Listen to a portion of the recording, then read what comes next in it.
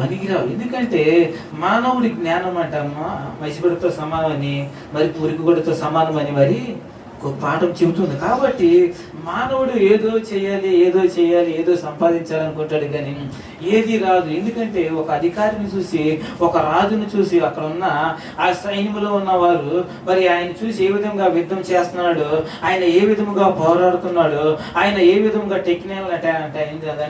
టెక్నాలజీగా చేస్తూ ఉంటారు అని అంటారా. కాబట్టి అదే విధముగా మనము కూడా ఆ రాజును చూసి, ఆ మనుషుడు ఒక మానవుడు, బ్రతికే మానవుడు, కొన్నాళ్ళు బ్రతికే మానవుడే ఆ రాజులాగా నేను కూడా ఉండాలని ఆశపడుతున్నాడే. మన రాజులకు రాజు, మన ప్రభువులకు ప్రభు, మరి మన దేవుడు ఆయనతో ఎలా ఉండాలని ఇంకా ఎంత ఆశపడతాడండి. మరి ఒకసారి ఆలోచించాలి. ఎందుకంటే మరి ఆ రాజే మా సైన్యంలో ఉన్న వాళ్ళు చూసి ఏం చేస్తారంటే, 100 మంది ఉన్నారనుక, 100 మంది కూడా ఆయనకి లాగే ఉన్నారనుకో, ఏం చేస్తారంటే ఆయనకు ఒక నమ్మకం అనేది కలుగుతుంది. కాబట్టి ఆ నమ్మకం కలిగినప్పుడు పలానా చోటకి పలానా యుద్ధం ఉంది, మీరు వెళ్ళండి. ఎందుకంటే ఎందుకు వెళ్ళమంటాడంటే వాళ్ళ మీద ఒక నమ్మకం అనేది కలిగింది, వాళ్ళకున్న శ్రద్ధ అనేది చూశాడు, వాళ్ళకు ఉన్న భయాన్ని చూశాడు, వాళ్ళకున్న విద్యని చూశాడు. కాబట్టి విద్య, నా దగ్గర ఉన్న విద్య వీళ్ళు కూడా నేర్చుకున్నారని ఎప్పుడైతే ఆ రాజుకి మరి నమ్మకం కలుగుతుందో, ఆ నమ్మకత్వాన్ని బట్టి ఆ రాజు ఎదుటకి మరి వేరే చోట యుద్ధానికి ఎలా పంపించగలడో, అట్లాగే మనలో కూడా మన దేవుడు మనల్ని ఎక్కడికైనా పంపించాలి, ఎక్కడికైనా చేయాలి, మన కొరకు ఎవరికైనా ప్రార్థన చేయాలి అన్నా కానీ మరి మన దేవుడి ద్వారా మనం ఏం నేర్చుకున్నాం అనేది, మన రాజు ద్వారా ఏం నేర్చుకునేది మనము కూడా ప్రతి ఒక్కరము కూడా ఆలోచన చేయాలి. ఎందుకంటే ఆయన చాలా బలమైన వాడు. ఎందుకంటే ఆయన దేవుడు మరి ఆయన ఏం అడగట్లేదు, కానీ ఆయన హృదయాన్ని మాత్రమే అడుగుతున్నాడు. ఎందుకంటే ఈ హృదయం అనేది, హృదయ ఆలోచన అనేది మనిషికి చాలా ఘోరమైంది. ఎందుకంటాడంటే ఎనిమిది అనుకుంటా అనేది 17-9 చదవద్దు, కానీ అన్నిటికంటే మోసకరమైనది హృదయం. ఎందుకంటే ఈ హృదయంతో దేవునిని ఎప్పుడైతే మనం ఆరాధించాలి, దేవునిని ఎప్పుడైతే మనం మహింపరచాలని ఈ హృదయంతో ఎప్పుడైతే మనం అనుకుంటామో, మన హృదయ ఆలోచన బట్టి దేవుడు ఏం చేస్తాడంటే, మన హృదయ తలంపులను బట్టి ఏం చేస్తాడంటే దేవుడు మన హృదయంలో ప్రతి ఒక్క ఆలోచనను కూడా మనం వ్యర్థపరచకుండా ఆయన ఏం అంటే ప్రతి ఒక్క దాన్ని కూడా మంచిదాన్ని సఫలం చేసి మనకు ఒక విజయాన్ని ఇవ్వగలగా రాజు అయిన. ఎందుకంటే ఆ రాజు చాలా బలవంతుడు. ఎందుకంటే ఆ రాజును మించిన రాజు కింగ్ ఆఫ్ ఇంగ్లీష్ అనేది కింగ్ ఆఫ్ కింగ్. కాబట్టి దేవుడు కలిగిన మనము ఆ రాజు, కాబట్టి ఆ రాజు బిడ్డలు అని మనము ఆయనకి లాగా మనం ఉండాలని మరొకసారి మీకు తెలియపరుస్తూ ఉన్నా. మీరే కాదు కానీ నేను కూడా ఉండాలని ఆశపడుతున్నా. కాబట్టి అదే విధంగా చదువుకున్న వాక్యంలోనే మరి లాస్ట్ వచ్చిన సహాయం చేయాలి. దేవుడు మమ్మను దీవించును, భూదిగంత నివాసులందరూ ఆయన యందు భయభక్తులు నిలుపుదురు. అబ్బా, ఈ వాక్యం ఎవరు రాశారో కానీ మరి భక్తులు చక్కగా రాశాడండి. కాబట్టి మనం మాటను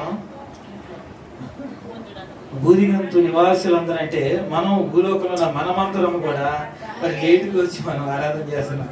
కానీ ఇక్కడ ఏమంటే భూదిగంతులు నివాసులందరూ అంటే ఈ భూలోకంలో ఉన్న ప్రతి ఒక్క జాతిలకు ప్రతి చోట్ల కూడా ఆయన సువార్త అందించోటల్లో కూడా ఎలా ఉండాలంటే ఆయన భూదిగంతం అంతా కూడా మరి ఆయన సేవించాలని మరి ఆయన దేవుడు కోరుకుంటున్నాడు. అంతే కాదు కానీ భూదిగంతో నివాసులందరూ ఆయన యందు భయభక్తులు నిలపాలి. అంటే మనకి ఇచ్చిన జీవితం ఏంటంటే ఆయన యందు మనం భయభక్తులు కలిగి జీవించాలని కోరుకుంటున్నాడు. ఆయన యందు భయభక్తులు కలిగి ఉండాలంటే మనం ఏం చేయాలంటే ముందు ప్రతి దానికి కూడా మనం ఒక మరి సమయం అనేది దేవుడికి ఇవ్వాలని దేవుని పేరిట మనం చేస్తూ ఉన్నాం. అంతేకాదు కానీ భూనివాసులందరూ ఆయన యందు భయభక్తులు నిలుపుదురు అంటే ఎవరు నిలుపుతారంటే ఆయన ఒక మాట విని ఆయన మాట శ్రద్ధతో ఎవరైతే మరి చేయగలుగుతారో, ఎవరైతే మరి శ్రద్ధగా పనిచేసి మరి ఏ విధంగా మనుషుల దగ్గర మెప్పు పొందుతారో, ఒక రాజు దగ్గర అధికారం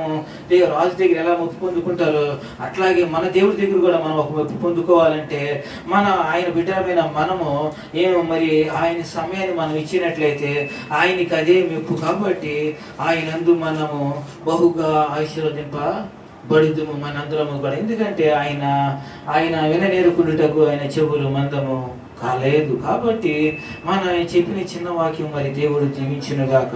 మరి చిన్న ప్రార్థన చేసుకొని సమయాన్ని సేవకులకి ఇద్దాం.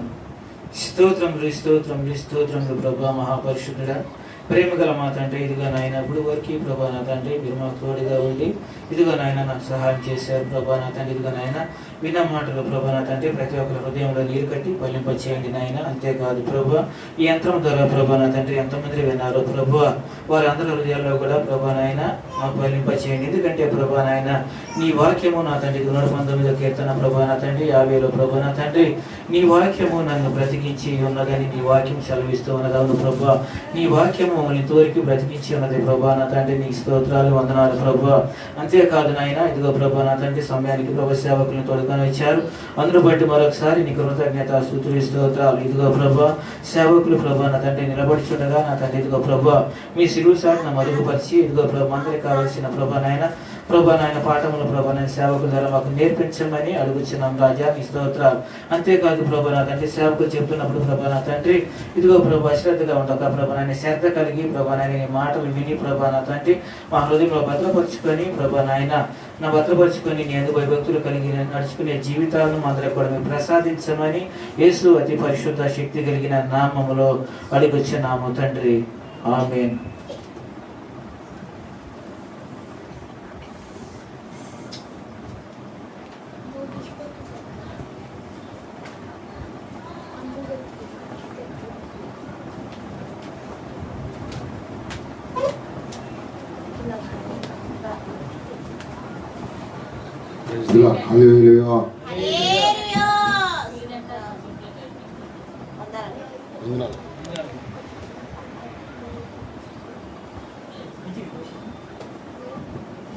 ప్రభువైన యేసుక్రీస్తు నామములో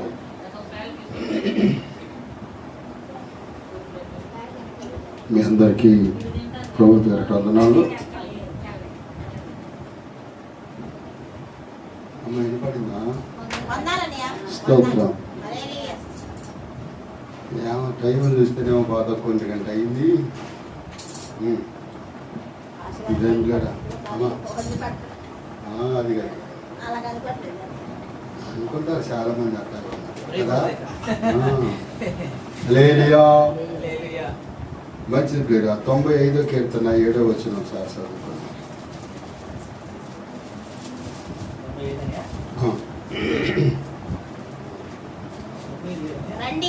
రండి నమస్కారము చేసి మనల్ని సృజించిన యెహోవా సన్నిధిని మోకరించుదాము. స్తోత్రం. ఈ వాక్యము మన వినికిడిలో దేవుడు దీవించును గాక. మీరా ఇక్కడ వాక్యాన్ని మనం గమనించినట్లయితే భక్తుడు ఏమంటున్నాడు? స్తోత్రం. ఇక్కడ పిల్లరా ఈ వాక్యాన్ని మనం గమనిస్తే ఈ అధ్యాయము ఎవరు రాశారో లేదు. కొన్ని అధ్యాయాలు ఎవరు రాశారో కూడా తెలియదు. మోషే రాసిన కీర్తన ఉంది, ఇంకా యాత్ర కీర్తన, కీర్తన, సొలొమోను కీర్తన, ఆసాపు కీర్తన, ఇంకా కొన్ని కీర్తనలు ఉన్నాయి. కోరాహు కుమారుడు రచించిన కీర్తనలో ఉన్నాయి. ఈ వాక్యంలో పిల్లరా చక్కని మాట ఏంటంటే రండి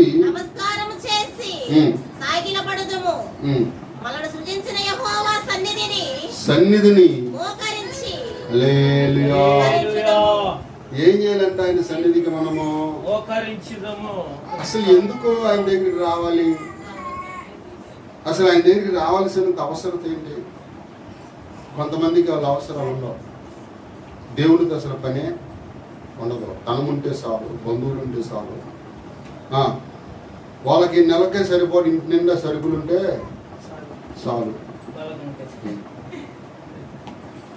రాజబాబు గారు ఒక పాట రాశారు, చాలు నీవే నాకు చాలు. ఇదేం వెళ్ళినా మన బ్రతుకులు ఆయన మనకు చాలు, ధనంతో పని కాదు. ఈ లోకంలో నీ ధనము నీ అక్కను తీర్చవచ్చు, కానీ ఇప్పుడు దేని మిట్లేరా దేవుడంట నీ దిశలను కూడా మారుస్తాడు. ధనము కొన్ని దినాలు మన దగ్గర ఉంటుంది, కొన్ని రోజులు మన దగ్గర ఉండదు. ధనానికి ప్రాధాన్యత ఇవ్వకూడదు. కొంతమంది సంపాదనలో పడి ఆదివారం కూడా దేవునికి సమయాన్ని ఈలేనేటువంటి పరిస్థితిలో ఉన్నారు. ఇక్కడ ఏమన్నాడంటే, రండి నమస్కారం చేసి సాగిళ్ళు పడదాము. ఎవరంటైనా మనల్ని ఏం చేశాడు? మనల్ని ఏం చేశాడు? సృజించాడు అంట. మనల్ని సృజించిన దేవుడు ఆయన సన్నిధిని మనము మోకరిల్లే వారిగా ఉన్నాం. ఆయన లేకపోతే మన జీవితాలు ఉన్నాయా? ఆయన లేని జీవితం భయంకరం. కొంతమంది అనుకుంటారు మాకు ఆయనతో పనే ఉందండి, మాకు ఇంటి నిండా బంగారం ఉంది, ఒంటి నిండా చాలా చెప్పాలి. ఇంకా మరేంటున్నారు మాస్టర్ గారు, మీకు కూడా అందుగా అనుకోమాకండి. అది దేవుని పని కొరకే. మరి నేను వారం వేసుకెళ్ళాలంటే బోల్ డబ్బులు కావాలి. స్తోత్రం. కారు వేసుకెళ్ళా, బైక్ వేసుకెళ్ళాను. దేని బిడ్డారా, కారు వేసుకెళ్ళాలంటే 1200 కావాలి. మనకు 2 సంఘాల్లో వెళ్ళినా కనీసం ఒక సైడ్ పెట్రోల్ కూడా. మరి అలాంటప్పుడు కారు వేసుకెళ్ళడం అవసరమా? స్తోత్రం. ప్రార్థన చేసుకోవటమే. ప్రభు ఇప్పుడు ఇస్తే అప్పుడు వేసుకెళ్తాను. ప్రభా కారు వేసుకెళ్ళే సామర్థ్యం తన ధనం నాకు ఈ ప్రభా ఆయన ఇచ్చినప్పుడు వేసుకెళ్తాను. దండికి ఇచ్చారనుకో, ఈ వారం కారు వేసుకెళ్ళొచ్చు అని వేసుకెళ్తాను. లేదా ఆయన మనల్ని కాపాడేదే. ఎవరంట? ఎవరంట? హల్లెలూయా. మనల్ని కాపాడేవాడు కొన్నకటు నిద్రపోతాడా? నీతి సూర్యుడా, నిత్య తేజుడా, నిర్మలాత్ముడా, యేసు నిందరహితుడా, నిత్యుడా, పూజుడా, పరిశుద్ధుడా, నిత్యుడా, పూజుడా, పరిశుద్ధుడా, హల్లెలూయా కరీస్తున్న దేవుడు, నన్నైన మరవలే నిన్న దేవుడు, హల్లెలూయా కరీస్తున్న దేవుడు, నన్నైన మరవలే నిన్న దేవుడు, నా యేసయ్యా, నా యేసయ్యా, నా మంచి కాపరి నీవేనయ్యా. హల్లెలూయా. ఎవరైనా సృష్టికర్త, మనల్ని సృజించిన వాడు, అనుదినం మనకు తోడై ఉండేవాడు. ఇంత గొప్ప దేవుణ్ణి ఆరాధించకుండా ఇంట్లో ఉంటున్నావు అంటే నీకు దేవుడితో పని లేదు కదా. ఇంట్లో కావలసిన ధనం ఉందా? ఒంట్లో కావలసిన కొవ్వు ఉందా? చెప్పాలి. ఒంట్లో ఇంట్లో ఉండాల్సిన బంగారం ఉంది. ఇవన్నీ ఉంటే దేవుడితో పని ఏంటి? ఎన్ని కడిగిస్తాడంట సమయం వచ్చినప్పుడు. కొవ్వు కడిగిస్తాడు, ధనం కడిగిస్తాడు, వెండి కడిగిస్తాడు, బంగారం కూడా. స్తోత్రం చెబుదామా? పిల్లరా, దేవుడు సామాన్యుడు కాదు. ఆదిలోనే చెప్పాడు దేవుడు. ఏమని చెప్పాడు? ఆదికాండము 1:28 వచ్చిన ఒకసారి చదవండి. ఆదికాండము తన సృజించిన ప్రజలతో, తన బిడ్డలతో దేవుడు చెప్తున్న మాట ఏంటయ్యా అంటే, ఆదికాండం 1:28 వచ్చిన,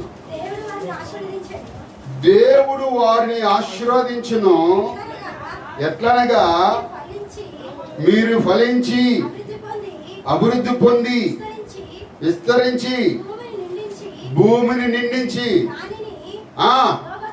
హల్లెలూయా. ఏం చెప్తున్నాడు? మొదట ఏం చేయమన్నాడు? ఆశీర్వాదం ఎప్పుడు చేస్తాడు? 28 సంవత్సరాల నుంచి సేవ చేస్తానే ఉన్నా. ప్రభువా నన్ను ఆశీర్వదించు, ప్రభువా నన్ను ఆశీర్వదించు అంటే కొంత మటుకు వచ్చింది. పూర్తిగా రావాలంటే ఇంకెంత నమ్మకం ఉండాలి. అవునా?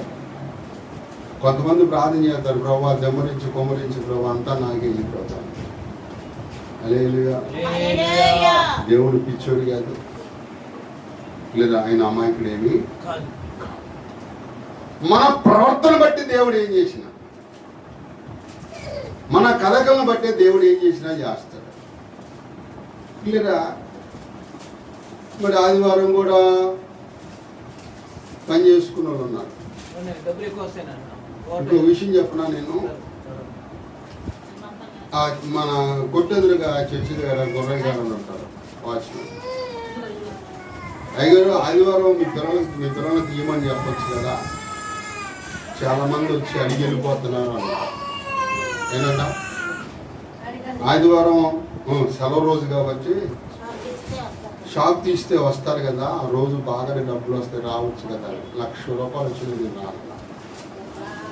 రాను చూసేవా, ₹1,00,000 ఉన్నా దేవుళ్ళు ఎందుకు బ్రతుకు ₹1,00,00,000 ఉంటే ఎందుకని పని పోతుందా? నీవే నాకు చాలును యేసు, నీవే నాకు చాలును యేసు,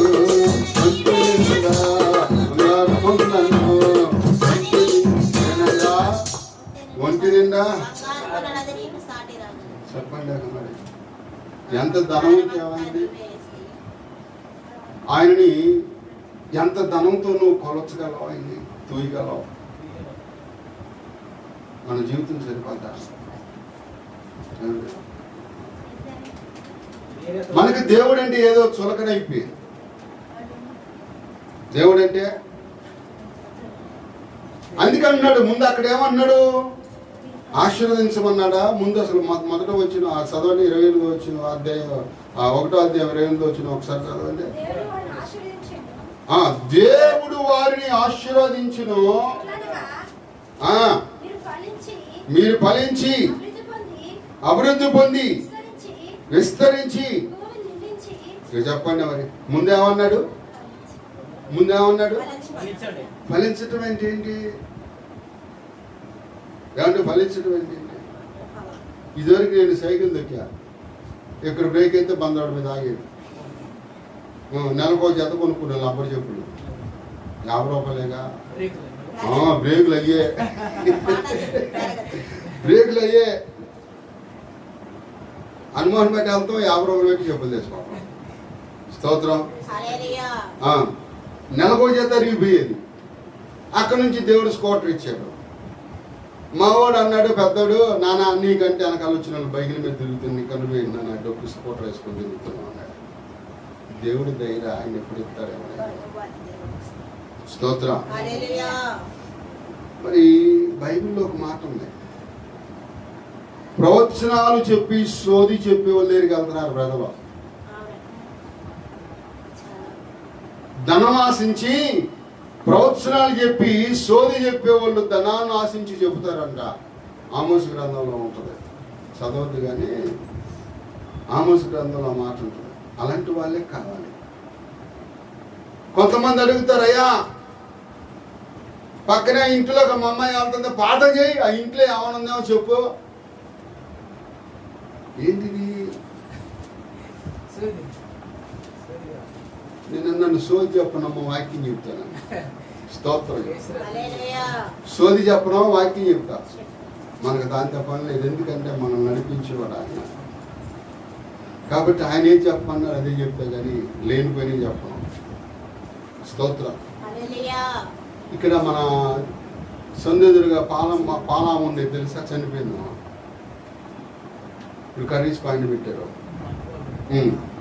దాంట్లో దొరికి కాంట అయింది. పక్కన చిల్లర కొట్టుండేది, పక్కన పాలు కొట్టుండేది.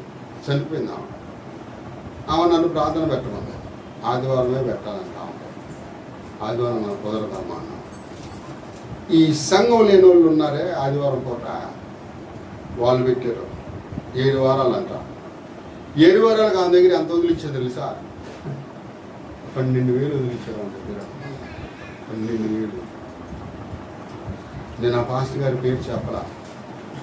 పాల ప్యాకెట్కి వెళ్తే, అయ్యా వాళ్ళ నాయన అడిగితే బలవాడి సంగతి చెప్పేవాళ్ళు అన్నాడంట. స్తోత్రం. అయినా చెప్తుంది నాకు. ఫస్ట్ రోజు 3 తీసుకెళ్ళాడంట. 3 ప్రాంతంలో అమ్మా తల 200 పెట్టానంట. ఇప్పుడు వాళ్ళకి పెట్టి దీనికి కూడా పెట్టాలి కదా, తీసుకొచ్చిన పెట్టాలి. మరి భోజనాలు 7 వారాలకి 7,000, రోజుకి 1,000 రూపాయలు. ఇక అన్నాడండి, అమ్మా నీ ఇంటి నిండా వెలుగు కనపడుతుందమ్మా, చాలా వెలుగు కనపడుతుందమ్మా అన్నాడండి. ఆ రోజు అంతమందిని తీసుకెళ్ళాడు, 7 భాషలో తీసుకెళ్ళాడు. అమ్మా బ్రహ్మాండంగా 7 వారాలు జరిగింది. తలా ఒక 500 కానుక, మంచి బిర్యానీ చేసి పెట్టి అన్నాడంట. పాస్టర్ గారు ఆయనేమో ఆదివారం నాకు కుదరదు అన్నాడు. ఈయన చూసి తినేవాడు, తలా ఒక 500 ఇవ్వమంటున్నాడు. 7 5 ఎంత? 35,500. బిర్యానీ ఖర్చు ఎంత అయింది? ఏడుగురు ఏమో 8, వాళ్ళ అబ్బాయి 9, వాళ్ళ అమ్మాయి 10 కదా. దగ్గర దగ్గర ఆ రోజు 5,000 రూపాయలు ఖర్చు. ఇది ఒక 7,000, 12,000. అయ్యా 2 చోట్ల ఇచ్చాను అయ్యా, 2 5 అంటున్నావా? స్తోత్రం. ఒక చోట 5 రూపాయలు అంట, ఒక చోట 10 రూపాయలు అంట. ఆయన నువ్వు అట్ట ఎందుకు ఒప్పుకున్నావు అన్న. ఫస్ట్ వారంలో అయ్యా నేను ఫోన్ చేస్తానంటే ఆగిపోయాడు కదా అన్న. నాకేం తెలుసు అట్ట చేస్తాడని అంటున్నా. మరి ఎందుకు ఏం చెప్పాడన్న, మా ఇంట్లోనంటే పెద్ద శేఖర కనపడిందంట ఆయనకి, అందుకని 7 లైగారు తీసుకున్నాను. ఏం కనపడిందంట అంటే ఆ సోది నమ్మిందామా. ప్రజలు ఇప్పుడు ఎటు వెళ్ళిపోయారు? సృష్టికర్త అని దేవుడి యొక్కకు రావట్లేదు. అందుకని ఇస్రాయేల్ ప్రజలతో అన్నాడు, జనులు సృష్టికర్తను మరిచి, స్తోత్రం, సృష్టికర్తను మరిచిపోయారు. రండి సాగిలపడి నమస్కారము. సాగిలపడి ఎందుకు నమస్కారం చేయాలి ఏమండి? అక్కడ అన్నాడు ఫలించటం అంటే ఏంటి? మొదటగా అంటే నువ్వు ఎప్పుడైతే ఫలిస్తావో అప్పుడు దీవించబడతావు. మా వాడు అన్నట్టు డొక్క స్కోట్ వేసుకొని తిరుగుతాడు, నీకంటే వెనకాల వచ్చిన బైకుల మీద తిరుగుతున్నారు అన్నాడు. తిరగలేనా? వాళ్ళు పెద్ద అయ్యగాళ్ళు అయిపోయారు, ప్రవచనాలు చెప్తున్నారు, సోదులు చెప్తున్నారు. నాకేం ఆ సోది చెప్పడం రాదు, ఆ మర్మం నాకు తెలియదు అన్న. స్తోత్ర యోగం అదేంటన్నాడు, ఒక్కొక్కడికి ఒక కృప ఇస్తాడు దేవుడు, ఒక్కొక్కడికి ఒక కృప ఇస్తాడు. ఆ కృప ఇంకా నాకు దేవుడు ఇయ్యలేదయ్యా. అబద్ధాలు సోది చెప్పడం నాకు చేత కాదు, దేవుడు ఏదైనా చెప్పమని చెప్తాను. ఒక ఆమె ఉంది, చెప్పిన 1 వారం రోజులకి ఏదో జరిగిందంట. అయ్యా నేను చూస్తే నాకు భయం వేస్తుంది అంటున్నా. ఏంటమ్మా నువ్వు ఎప్పుడు అట్ట చెప్పలేదు నాకు. జానివాడు అమ్మ జాగ్రత్త, ఏదో చీకటి కనపడుతుంది, ప్రార్థన చేసుకున్నా. ఫలానా జరిగిద్దని కూడా చెప్పలేని నామకాయ. చీకటి కనపడుతుందమ్మా ఏడి అన్నా. సరికి వేసుకెళ్ళారు అన్న. సరికి వేసుకెళ్తే దర్శనం చెప్పిన 2 రోజులకే ఫోన్ వచ్చిందంట. లైన్ కొట్టి డబ్బులు వస్తున్నాడు తెలుసామా. దారిలో సరుకు అమ్ముకొని వస్తుంటే దారి కాసి కొట్టి డబ్బులు ఆడుకున్నారంట. అంటుంది, అయ్యా నువ్వు ప్రార్థన చేసినప్పుడు వచ్చినప్పుడు ఇంకేమని చెప్తావని నాకు భయమే అవుతుంది బాబా. మేము అట్లా భయపెట్టమమ్మా, ఉన్నదే చెప్తాం. స్తోత్రం. ఉన్నదే. ఇంకొక అమ్మాయి ఉంది, నేను అబద్ధమే చెప్పట్లేదు, ఆ సందులో నుంచి వచ్చిన కిరణమయ్య ఉంది మీకు సాక్ష్యం లేదా. అరుగు మీద కూర్చొని ఉంది ఆ కామ. శనివారం తెల్లవారుజామున ప్రార్థన చేస్తుంటే అరుగు మీద కూర్చొని ఏడుస్తూ ఉంది నాకు దర్శనంలో. ఆమె దగ్గరికి ఎప్పుడు నేను ఆమెను పలకరీను, ఆమెకు ఇప్పుడు ఆమె నన్ను ప్రార్థన చేయమని పిలవలేదు. ఎందుకు ఏడుస్తుందో తెలీదు. ప్రభావం ఏడుపు కారణం ఏంటో ప్రభావ జ్ఞాపకం చేసుకొని ఏదన్నా కీడు లేదంటే ఆమెకు ఏదన్నా ఆపుతుండేమో, ఎవరికి చెప్పులని వ్యాధన ఏమైనా ఉందేమో ప్రభా తప్పించయ్యా అని ప్రార్థన చేశాను. ప్రార్థన చేస్తే మరి దేవుడి చిత్తం ఏమైందో ఏమో నాకు తెలియదు. కానీ ఆమెకు చెప్పా, అమ్మా ఈరోజు తెల్లారుజాను ప్రార్థన చేస్తుంటే ఇట్లా కనపడ్డావు, దేవుడి మీద ఇట్లాగే కూర్చొని ఉన్నావు, ఎందుకు ఏడుస్తున్నావో తెలియదు అని అన్నా. సరే గారు అందగాని అయ్యా మరి ఇంట్లోకి వచ్చి ప్రార్థన చేయయ్యా అనే మాట అన్నా. సరే ఆమె పట్టించుకోలే. శనివారం చెప్పాను, ఆదివారం చిన్న లెగ్ పీస్ దగ్గర అన్నదమ్ములు ఇద్దరు గొడవ ఆడుకొని ఒక కుమారుడు వేరేసుకున్నాడు.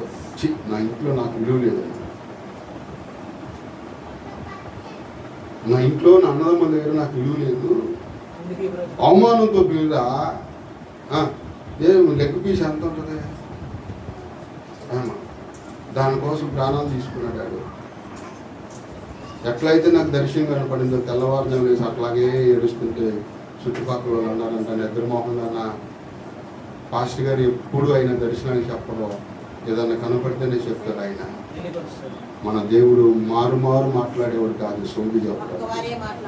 స్తోత్ర దేవుడా, సోది చెప్పడానికి మారు మాట్లాడేవాడు కాదు. కనిపెట్టి ప్రార్థన చేస్తే ఒక మనిషి కోసం అప్పుడు చూపిస్తాడు దేవుడు.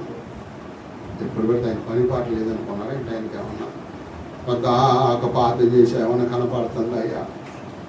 స్తోత్రం దేవుడు, ఏమన్నా కనపడుతుందా? మా ఇంట్లో మా అమ్మ వాళ్ళు ఏమన్నా నిన్న ఒక ఏమంటుంది, అయ్యా అమ్మాయి వెళ్ళి ఆ ఇంట్లోకి వెళ్తాడంట, ప్రార్థన చేయి, ఆ ఇంట్లో ఏమైనా ఉందేమో.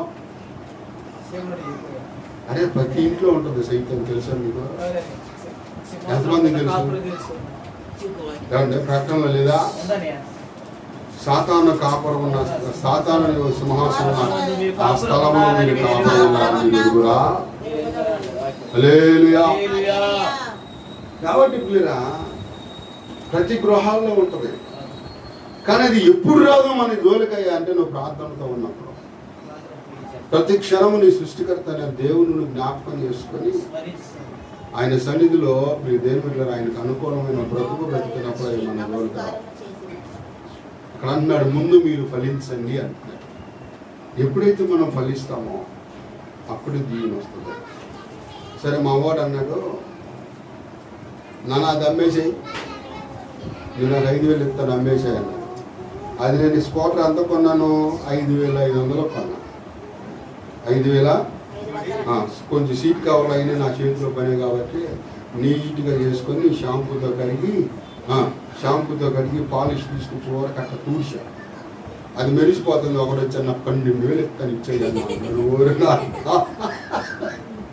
మరి అది నాకు కావాలరా స్వామి అంటే, లేదన్నా నేను పెయింట్ పనికి వెళ్తున్నానన్నా, డిక్కులో చాలా పడతాయి, ఎదరు డోర్లు చాలా పడతాయి, పెయింట్ డబ్బాలు 12,000 ఇస్తాను ఇచ్చేయన్నా నేను అన్నాను. సరే మా వాడి దగ్గరికి వెళ్ళాడంట, బాబా మీ నాన్నకి చెప్పవయ్యా, బండి నాకు ఇచ్చేవయ్యా అంటే, ఎంత ఇస్తాను అన్నావు అన్నాడు. మా వాడు నా ఫోన్ చేసి, నాన్న ఇచ్చేరాదు, 6,500 ఎక్కువ వస్తున్నాయి, ఇచ్చేరాదు అంటున్నాడు.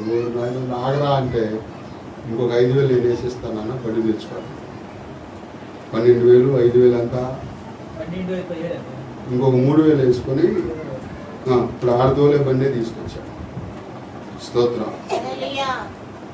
దేవుడు ఒకవేళ బళ్ళు నుంచి కార్లు నుంచి ఇంకొక దేని మీదకి వెళ్ళి, ఇది కాదు అభివృద్ధి ఇది కాదు. అభివృద్ధి అంటే ఏంటనుకున్నారు మీరు? ఫలించడం అంటే మన వాళ్ళు అనుకుంటారు ఫలించి అభివృద్ధి చెందుడి అని అంటున్నాడు. అక్కడ ఫలించి అభివృద్ధి అంటే ఏంటి? స్థాయి మార్గం అభివృద్ధి అంటారు. అవునా? నువ్వు ఫలించకుండా అన్యుడు కూడా ఫలిస్తున్నాడు, అన్యుడు కూడా అభివృద్ధి చెందుతున్నాడు. అవునా? అన్యుడు కూడా మన వెళ్ళటంలో పెద్ద గొప్ప ఏం కాదు. ముందు మనం ఏమవ్వాలంటే ఫలించాలి. రోమపత్రికలో చెప్తాడు 6వ అధ్యాయం 22వ వచనం ఒకసారి చదవాలి. ఫలించడం అంటే ఏంటో చెప్తాడు. రోమపత్రిక 6వ అధ్యాయం 22వ వచనం.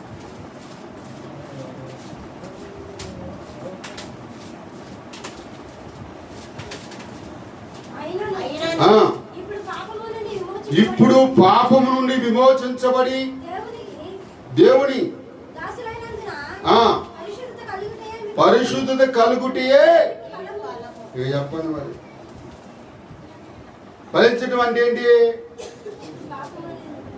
పరిశుద్ధత కలిగి ఉన్నటియే, పాపము నుంచి విడుదల పొందటమే. అప్పుడు మనం ఏం చేస్తామంటే ఫలిస్తాం. ఫలించి అప్పుడు దేవుడు మనం నిండారుగా దీవించి ఏం చేస్తాడంటే అభివృద్ధిలోనికి తీసుకెళ్తాడు. దాన్ని ఆశీర్వాదం అంటారు. స్తోత్రం.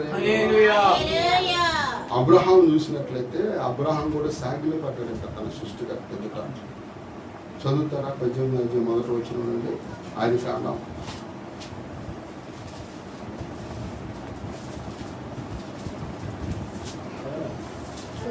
ఆదికాండం మమ్రేను దగ్గరనున్న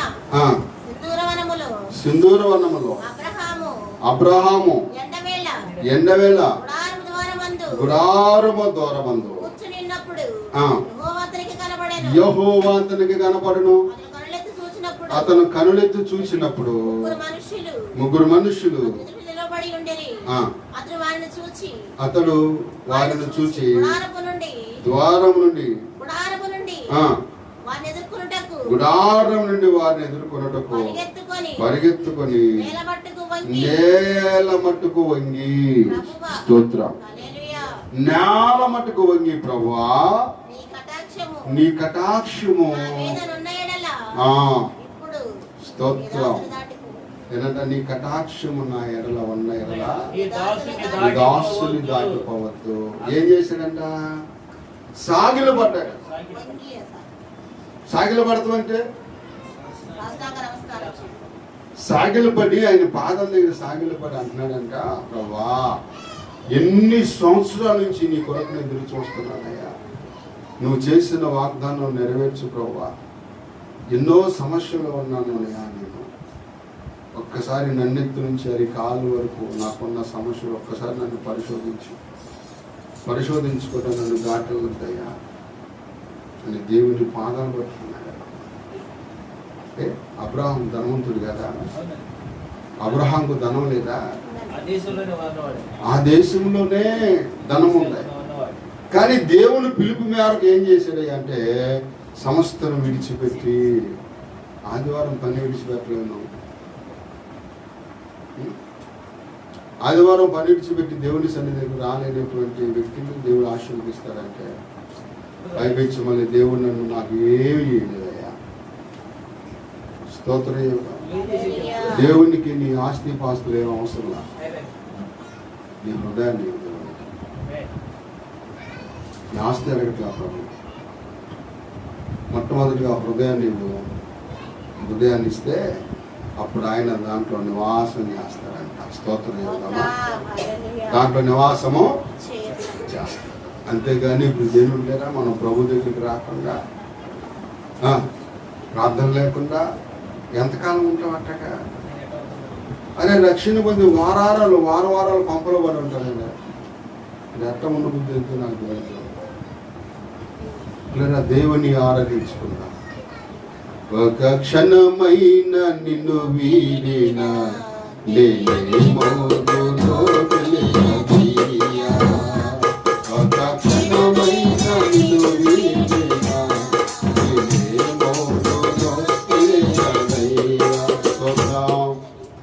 ఏమంటున్నాడు భక్తుడు? ఒక్క క్షణంలో రాత్రి ప్రమాదం దొరికింది తెలుసా నీకు? ఒక్క క్షణంలోనే 70 స్పీడ్లో ఉన్న కుక్క అట్టం వచ్చింది, ఎక్కితే ఏమైంది? కుక్క సచ్చిందో నేను చెప్తాను. అవునా? అది కుక్క ఏం బక్కదేమో తిట్టం ఉన్నది. టైర్కి ఇది టైరు, దానికి ఇంత ఎడం. ఎక్కడంటే అది కేసరి దగ్గర ఇది ఉంది కదా టోల్ గేట్, దాటిన తర్వాత బ్రిడ్జి దాటేటప్పుడు లెఫ్ట్ సైడ్ ఒక రోడ్డు ఉంటుంది, ట్రాక్టర్లు వెళ్తాయి లోపల. చిన్న రోడ్డు సైడ్ ఒక రోడ్డు ఉంటుంది. అదేమో నది తీరాన ఈ సిమెంట్ ఈ ఇటుకరాల బట్టి ఉంది. ఆ బట్టీల నుంచి మరి ఎట్లా వచ్చింది ఏంటో నాకు తెలియదు. కానీ నేను కూడా స్టార్టింగ్ ఏం చేశాను, ఎదురు తెల్ల లైట్లు ఉన్నాయే అవి వేసా. అప్పుడు కనపడింది, బాబు వేసే గొప్ప పాటలోనే. స్తోత్రం. దేవుడు ఎప్పుడు ఎలాగా మనం చేయాలో ఆయన తెలుసు. కాబట్టి దేవుని మనం విడిచిపెట్టే వారిగా, విడిచిపెడితే ఎవరికి నష్టం? మాస్టర్ గారికి నష్టం కాదు, దేవునికి నష్టం కాదు. ఎవరికి నష్టమైంది? నష్టపోయాడు ఆయన. సృష్టికర్త అయిన దేవుణ్ణి నమ్ముకున్నాడంట. ఎవరైనా చెప్పండి, ఎవరైనా? ఇంకా సృష్టికర్త అయిన దేవుణ్ణి నమ్ముకున్నాడు ఆయన. ఇంకా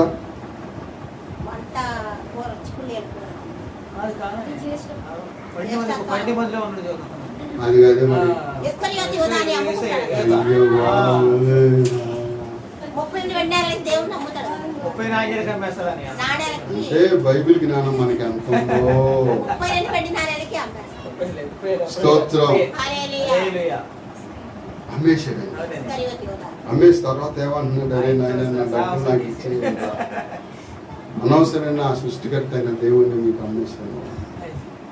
నా డబ్బులు మీ డబ్బులు తీసుకున్న దేవుడిని నాకు ఇచ్చేయండి. హల్లెలూయా. హల్లెలూయా. మాకేమీ పని లేదు నాయన, నీకు కావాలి డబ్బు, మాకు కావాలి యేసు, నీ డబ్బు నువ్వే ఉంచుకుంటే నాకు డబ్బు వద్దురని ఇసిరేసి వచ్చేసాడు. స్తోత్రం. వాళ్ళు ఏం చేశారు, ఆడి పేరు మీద భూమి కొన్నారు. ఎర్ర భూమి. భూమి కొని దానికి ఏ పేరు పెట్టారు, రక్త భూమి. అదే భూమిలో దేవుని విడిచిపెట్టి నరకాన్ని అనుభవించాడు. డబ్బులు పెట్టేంత పెట్టి తాడామని కొనుక్కున్నాడా? అవునా? బాగా నాసు రకమైన తాడు తెచ్చుకొని ఉరి పెట్టుకున్నాడు. చచ్చిపోయిన తర్వాత బరువు ఆకలేక తాడు తెగిపోయింది. అదే పొలంలో పడి పట్టబగి చచ్చాడు. దేవుణ్ణి నమ్ముకున్నాడు. అమ్ముకోకూడదు, నమ్ముకోవాలి. ఏం చేయాలి? అమ్ముకోకుండా నమ్ముకోవాలి. ఆయన నమ్మేశాడు. అపస్తులలో ఒకడు 12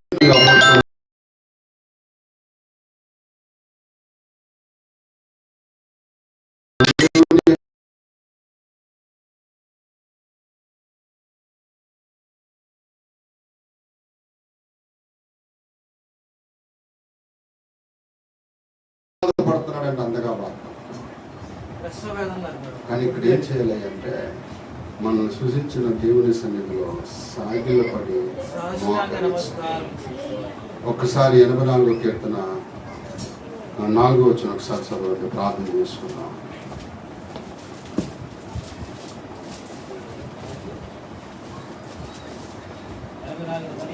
నాలుగో వచ్చిన చదవండి. 10వ వచనం. అమ్మ 4వ వచ్చిన 84 కాదు, 3 నుంచి చదవండి.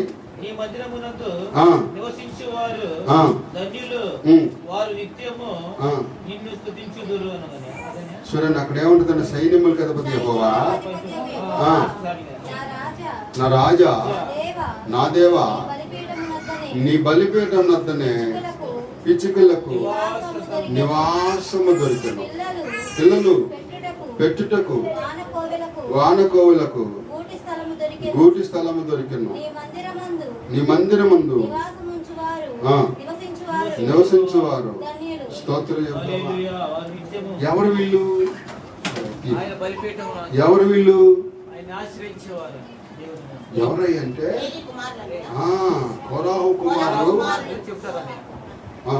కోరాహు కుమారులో మనం జ్ఞాపకం చేసుకుంటే, కోరాహు దేవునికి విరోధమైన పాపం చేసి కనుగొని భూగర్భముల నుండి భూమి తెరవబడి వారు దుష్టంతులైపోయారు.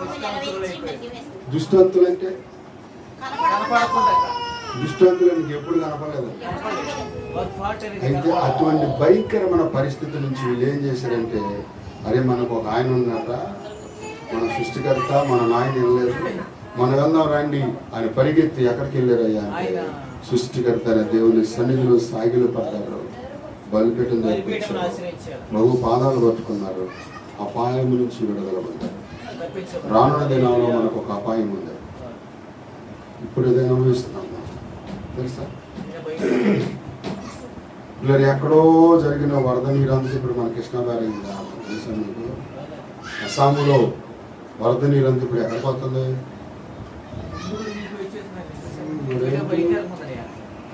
ఇల్లులే కట్టిన బిల్డింగ్లు కొట్టుకెళ్ళి పోతుంది. కట్టిన బిల్డింగ్లే కూలిపోతున్నాయి, బిల్డింగ్లు కొట్టుకొచ్చేస్తున్నాయి. చాలా భయంకరమైన పరిస్థితుల్లో మనం ఉన్నాం. చాలా జాగ్రత్తగా ఉన్నాం. దేవుని సన్నిధిలో మనం ఏం చేయాలంట? రండి నమస్కారము. ఎందుకు నమస్కారం చేయాలి? ఆయన సామాన్యుడు అయిన దేవుడు కాదు. ఆయనకి నమస్కారం చేసి సాగిలపడి మంచి బ్రతికిచ్చాడు, మంచి ఆరోగ్యం ఇచ్చాడు, మంచి గృహం ఇచ్చాడు, మంచి భర్తనిచ్చాడు, మంచి భార్యని ఇచ్చాడు, మంచి బిడ్డలని దేవుడు ఇచ్చాడు. అందుని బట్టి దేవుడిని ఏం చేయాలంటే మనం ఆరాధింపబద్దులమైన ఆరాధించుకో యోగ్యులమై ఉండవలెను. ఉండాలి. దేవుని ఆరాధించిన వారు. నేనేమంటానంటే దేవుడు లేని బ్రతికేద్దాం. ఏమంటారు? ఏమంటే తప్పైన కుమారుడు ఏం చేశాడు? బుద్ధి వచ్చిన తండ్రి మీద తగాదాడి ధనవంతా తీసుకెళ్ళిపోయాడు, మొత్తం పోగొట్టుకున్నాడు. దయపరుచుకున్నాడు. దయపరచు. బుద్ధి తెచ్చుకుని దేవుడి దగ్గరికి వచ్చాడు. అప్పుడు అంటున్నాడు, చనిపోయిన ఈ నా కుమారుడు మరలా బ్రతికి మరలా వచ్చాను. ప్రార్థన లేనివాడు చచ్చిన వాడితో సమానం. ప్రార్థన లేనివాడు, ఏ రోజైతే నువ్వు ప్రార్థన లేకుండా బయటకు వెళ్తావో చచ్చిన వాడితో చచ్చిన దాంతో సమానం. లేదా వాక్యం చెప్తుంది. ప్రకటన గ్రంథం 3:1 చదివితే 2వ ఒకసారి చదవండి. ప్రకటన 3:2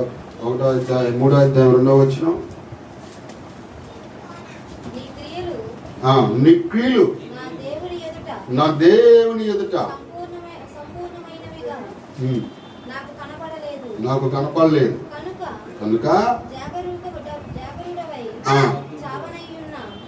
మిగిలిన వాటిని ఆ, బలపరచుము. ఉమ్, నీవెలాగు ఉమ్, ఉపదేశము పొందితివో, ఉమ్. ఎలాగు వింటివో ఎలాగ వింటువో జ్ఞాపకము చేసుకొని జ్ఞాపకం చేసుకుని దానిని గైకొనుచు ఉమ్, మారు మనసు పొందుము. ఉమ్. నీవు నీవు త్యాగపూరుడవై ఆ, యుండుట నీ ఎడల ఉమ్, నేను దొంగవలె ఉమ్. వచ్చెదను. స్తోత్రం. ఆ పై వచ్చిన చదువు ఏ ఒకటో స్థితిలో నుండి వచ్చిన చదువు.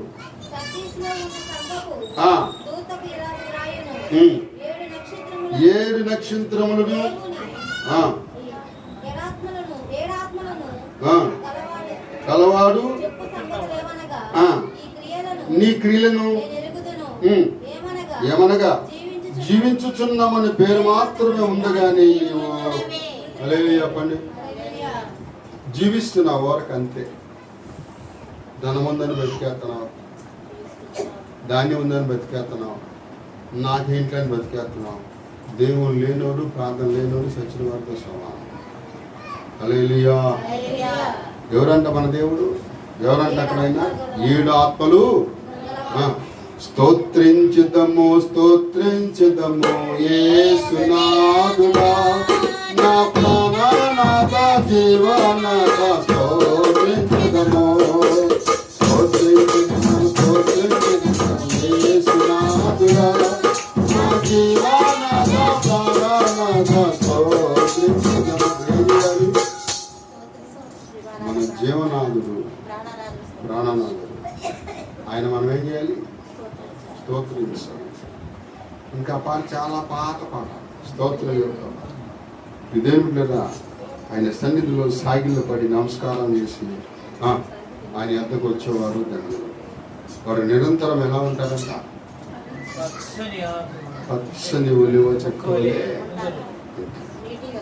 ఏరు నాటబడిన చెట్టు వలె నిత్యము తన కాలం ముందు పవిత్ర చెట్టు వలె ఉంటారు. స్తోత్రం చెబుదాం. హల్లెలూయా. ఎన్నిసార్లు చెప్పినా చోటుడు ముందు సంగముదరంటే. స్తోత్రం. హల్లెలూయా. కాబట్టి పిల్లలు సోదులు చెప్పే దేవుడు నమ్మమాట వెళ్ళొద్దు. మన దేవుడు పొద్దాకు మారు మాట్లాడేవాడు మారు రెండు మారులే. అంతే. పొద్దాకు మాట్లాడేవాడు కాదండి. స్తోత్రం. కొంతమంది చెప్తా ఉంటారు, నాకు దర్శనం కనపడింది, దేవుడు కనపడ్డాడు. దేవుడు కనపడతాడు బతుకుని. దేవుని కనపడితే మోసేనే చూడలేకపోయాడు. నువ్వు చూస్తావు దేవుణ్ణి? దమ్ము ఉందా నీకు? అంత ధైర్యం ఉందా నీకు? స్తోత్రం. కాబట్టి పిల్లరా భక్తి ఆషామాష కాదు. భక్తి అంటే పిల్లరా ఏదో అంగట్లో దొరికే సరుకు కానీ కాదండి. చాలా నమ్మకంగా ఉండాలి దేవుడి దగ్గర. ఆ నమ్మకంగా ఉన్నవాడికి మెండైన దేవుడు దేవుళ్ళు ఇస్తారు. జీవికిరటాన్ని దేవుడు వారికి ధరింపజేసి నిత్య రాజ్యం, నిత్య మనకి లోకం మన కొన్నాళ్ళే ఉంటుంది. ఈ లోకం నుంచి ఎప్పుడు పోతాము? కాబట్టి లేదా మనం ఉన్నప్పుడే ఆ సృష్టికర్త అనే దేవుడి సన్నిధిలో సాగిలపడి ఆయన మనం ఆరాధించే వారముగా ఉండాలి. స్తోత్రం. మాటలు దేవుడు దీవించుగా క్లుప్తంగా ప్రార్థన చేసుకున్నాం.